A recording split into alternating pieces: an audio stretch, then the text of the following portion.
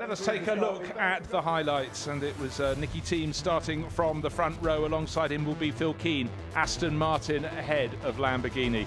And it really was ahead of Lamborghini because, in fact, the second Aston Martin went up the inside. Marco Sorensen followed his fellow Dane through into second place, and that was to the delight of Derek Johnson. He knew he'd be taking over that 17 Aston Martin at the halfway point in the race. Beautiful, clean driving early on, but unfortunately a little bit of a clash there, and we had the track club McLaren going around on 3.5 wheels. In the 43 BMW working its way to the front past the Academy Aston Martin, but very clean driving by and large. Then unfortunately the 42 car went for a spin. We might see some more of that later in the race.